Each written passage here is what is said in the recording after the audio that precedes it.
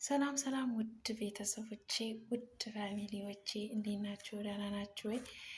እንግዲህ ዛሬ በአዲስ ቪዲዮ በአዲስ ነገር መጥተዋል ማለት ነው። እነ ሩቲ ትላንትና የሰራሁት ቪዲዮ እንግዲህ ማን ይሁን ማን ባላቅም ቪዲዮ ኮፒራይት ተልኮበታል።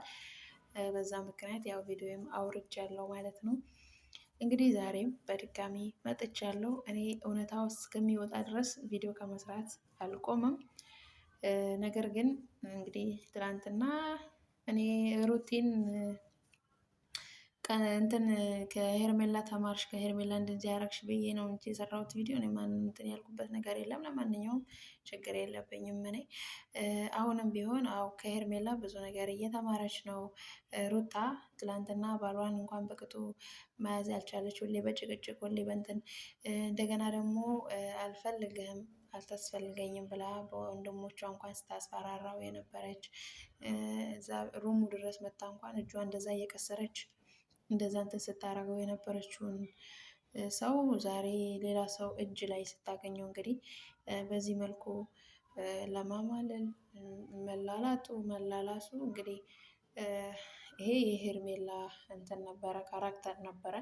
አሁን ላይ ደግሞ ኮረጀችው ካራክተሩን እና ሩታ በዚህ መልኩ ባሏ ደግሞ ሩታ ትላንትና የጣለችው እሷ ናት። ማንም ሰው እኔ አልፈልገውም አያስፈልገኝም ብሎ የጣለውን ንብረት የሆነ ሰው ቢያነሳው አይ ትላንትና እኮ የኔ ንብረት ነውና እንዳትነኩብኝ ማለት አይችልም። ካላስ ጥሎት ነበር አይደለም። እና ሄርሜላም ክፍተቱን አግኝታ ነው የሄርሜላን ክፍተት አግኝታ ነው አይደል የተጠቀመችባት። ስለዚህ አልፈልገውም ብላ የፍቺ ወረቀት ይዛ ፍቺ ነው የምፈልገው ብላ አርግዛ እስክትወልድ ድረስ ወረቀት ይዛ ነበረ። ፍቺ ፍታኝ፣ አንዴ ፈርምልኝ፣ አንዴ ነው ልትፈርምልኝ የምፈልገው ብላ ስንት ቪዲዮ ነበር የሰራችው ስንት። እና በስተመጨረሻም አሳሰረችው፣ ታሰረ፣ ወጣ፣ ተፈረመ። ይህ ሁሉ ውጣ ውረዱ ይህ ሁሉ እንትኑ ለምንድን ነበረ? ድራማው እኮ ውዝግብግብ አረጋችሁት። ወይ ርዕስ የለው ወይ ክፍል የለው ወይ በእውነተኛ ታሪክ የተመሰረተ ነው አይል ወይ የፍቅር ድራማ ነው አይል። ቆይኛ አሁን ትዳር ነው እያስተማራችሁን ያላችሁት? ፍቅር ነው እየተማርን ያለ ነው? አንድ ባል መሻማት ወይም አንድ ባል ለሁለት መሻማቱን ነው እየተማርን ያለው? እኔ አልገባኝም። እንግዲህ ኮመንት ላይ ስታበረታቷቸው ጀግና ሩቲ ጀግና፣ አብርሃም ጀግና፣ ሄርሜላም ጀግና፣ ሄርሜላም ቤት ሄርሜላ ጀግና ነው፣ ሩታም ቤት ሩታ ጀግና ናት። አብርሽን ጋር ሲመጣ አብርሽ ጀግና ነው። ግን ምንድን ነው እየተማርን ያለ ነው? እውነት ከተባለ ግን እዚህ ጋር ያለን ሴቶች የምንሆን ወንዶችም ባላችሁ የእናንተ ባል ህጋዊ ባላችሁን ሌላ ሴት ጋር አይታችሁት አይደለም በአካል አይታችሁት። እኔ አውቃለሁ እኮ እዚህ አረብ ሀገር ሆነን ብዙ ትዳሮች ፈርሰዋል። ያውም በአይናቸው ባላዩት ነገር ባልሽ ከእንትና ጋር እየማገጠ ነው፣ ባልሽ እንትና ጋር ፍቅር ይጀምረዋል፣ ባልሽ እንደዚህ ተብሎ በተባሉት እንትን ራሱ ብዙ ትዳሮችን እየፈረሱ ነው። በአይን ላልታየው ለተባለው በሰው አምኖ እንኳን ሰው ትዳሩን እየተፈታ የፈረሰ ትዳር አለ። ሩታ ግን በአይኗ በአካልም እያያቻቸው በቃኝ ብላ ጥላው ሄዳ ነበረ።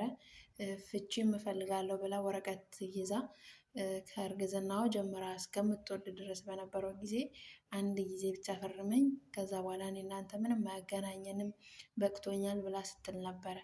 አሁን ተመልሳ ምን አርመጠመጣት? አብርሽ ለምሳሌ ሄርሜላ ጋር መልከስከሱ እንደዛ መሆኑ አብርሽ ሊክስክስ ነው። ለምን እንደዚህ ያደረገ? ሄርሜላም ጋጠወጥና ባለጌናት ብለናታል አይደለ? አሁን ሩታ ይሄ ሰውዬ አሁንም ያለው ሩም ውስጥ ነው። እንግዲህ ሩም ሄርሜላ ሩሙ የኔ ነው ይኸው ልብስ አለኝ ፒጃማ ምናምን ይዣለሁ ብላለች። ስለዚህ አብርሽ የተገኘው ሄርሜላ ክላስ ነው።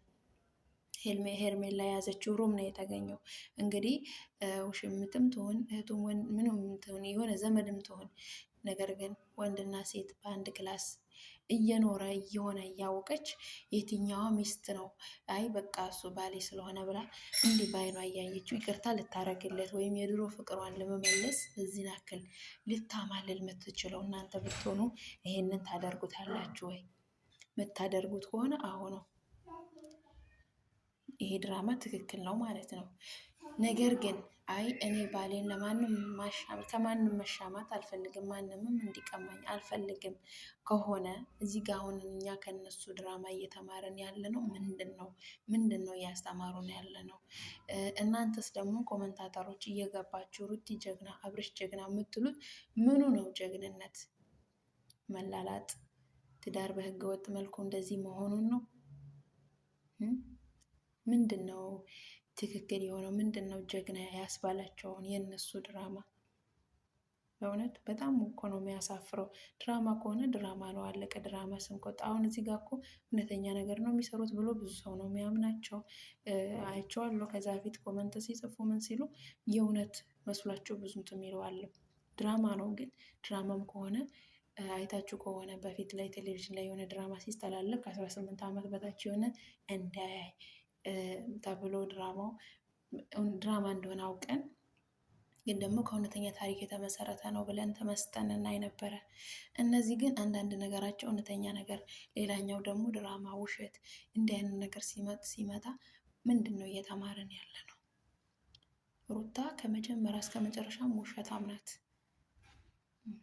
እኔ ለማንኛውም አሁንም ቢሆን እኔ ስለ ሩታ ማውጣው መረጃ አለኝና ያንን መረጃ እስከማወጣ ድረስ እንግዲህ በየእንትኑ እየመጣሁ አጋልጣለሁ ማለት ነው።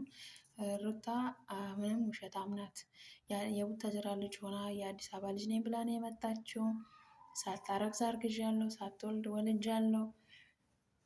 ድራማዋ በጣም እንትን ነው። ለማንኛውም ይመቻት። ጎበዝ ተዋናይ ናት፣ ጎበዝማ አክተር ናት ማለት ነው። እንግዲህ እኔ አሁንም በድጋሚ ስለ ሩታ ፈልፍዬ ማመጣላችሁ መረጃ አለ። እስከዛ ደግሞ እናንተ ቻናሌን ሰብስክራይብ፣ ላይክ፣ ሼር እያደረጋችሁ አበረታቱኝ። ስለ ሩቲ አዲስ መረጃ አለ አመጣላችኋለሁ። እስከዛ ግን ደህና ሁኑ። በሌላ በአዲስ ቪዲዮ እስከምንገናኝ ደህና ሁኑልኝ እያልኩኝ እስቲ ጋር እሰናበታችኋለሁ ማለት ነው።